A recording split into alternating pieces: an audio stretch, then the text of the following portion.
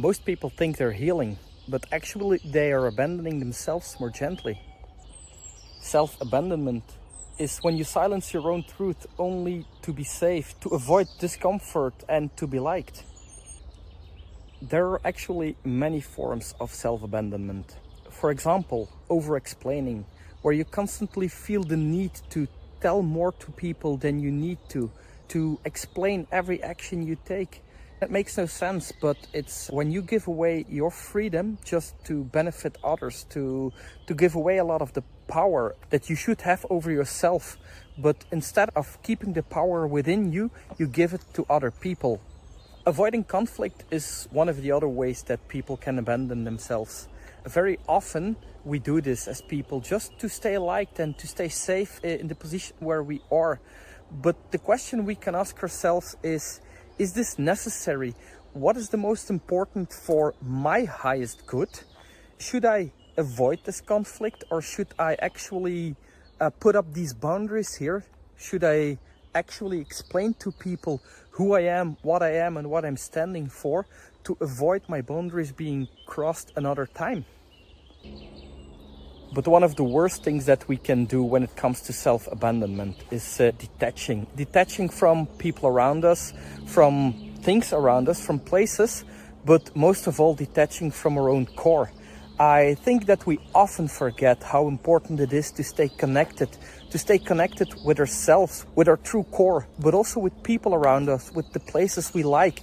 Stay connected with nature, with the people you love. Detachment starts mostly with one thing. You can no longer feel attached to a certain person, a certain place, because it will hurt you.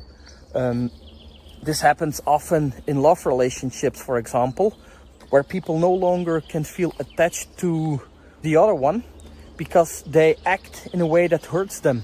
We start by detaching from one thing to avoid pain, and then it ends up with detaching from everything in our life as a coping mechanism that started with one action. And then we start detaching from everything in our life. But don't worry, all of these self-abandonment acts actually came into existence as a system of self-protection, as a survival mechanism. Very often they have roots in your childhood. And next to them, you also have the energetic imprints that people left behind, which also help you with forming these self-abandonment practices. Whether this was something you needed to get through your childhood or even later adult time, or whether this was like energetic programming from family or society just to be part of the collective you were in any way, they are not your fault. But they are your lessons to learn.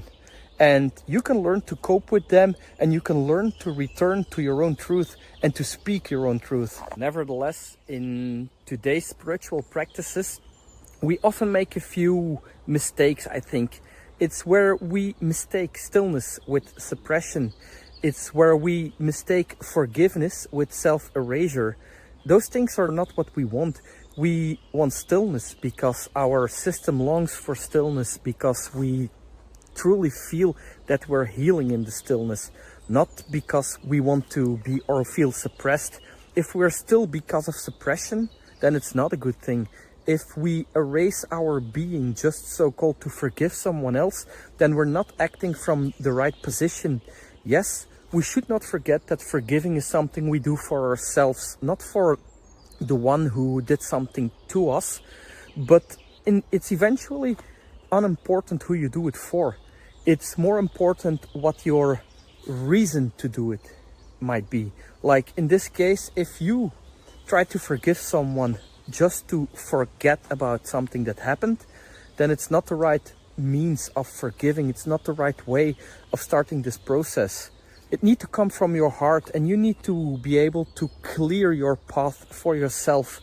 If you feel that you can't clear your path for yourself, you will not be able to truly forgive.